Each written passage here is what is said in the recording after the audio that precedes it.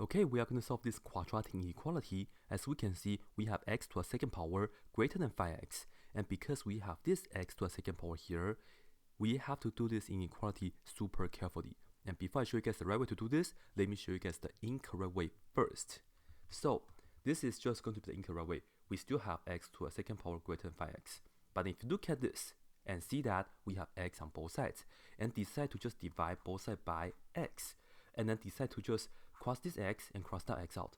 And you see this is x squared divided by x. You can cross one of them out like this, right? And if you want to proceed and say this is x greater than 5 and you think this is the answer, let me tell you this is the incorrect way to do it. Okay, this is the incorrect way to do it.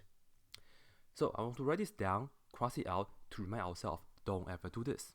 And now let me talk about what exactly we have to do with x squared greater than 5x.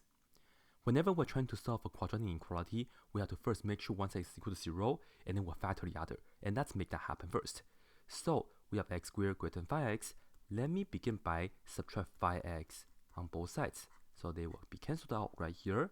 And then on the left hand side, we will just have x squared minus 5x. And then this is greater than 0. You see, we maintain the same inequality sign because we just subtract 5x. We didn't divide by -1 or something, right?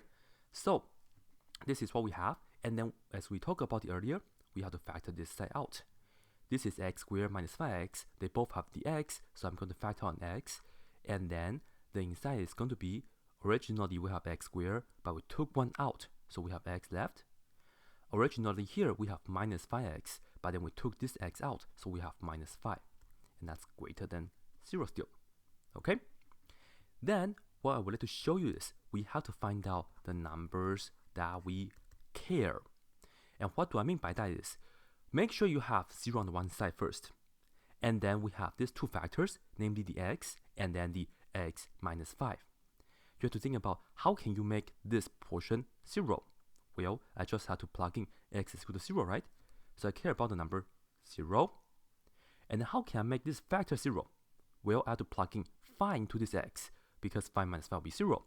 So the number that I care is going to be 5. So 0 and 5 are the numbers that I care. And then I'm going to proceed by using a number line. So I'll just draw it down below here. And then I'm going to label these two numbers that we care. 0 right here, 5 right here. Okay.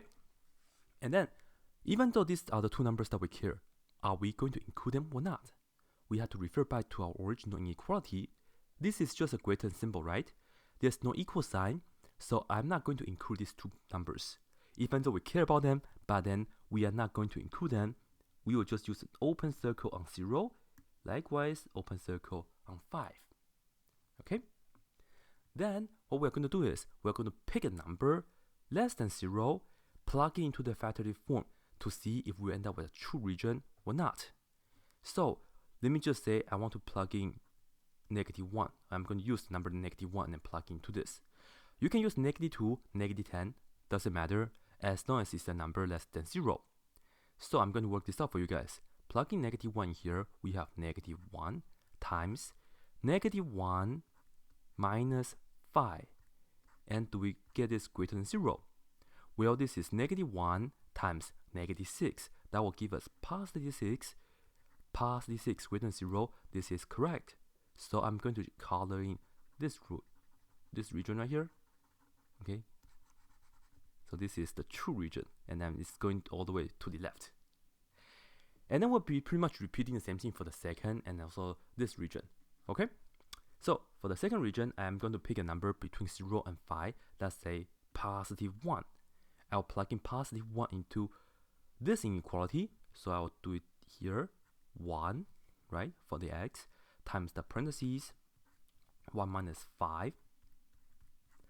And do we end up greater than 0? Well, this is positive 1 times 1 minus 5 is -4. Well, this is just going to be -4, so this is false, right? If it's false, we are not going to color this in. And then we move to the next region. Look at this. We have to look at the number. We have to use a number bigger than 5. This time I'm just going to do it, let's say 10. Okay?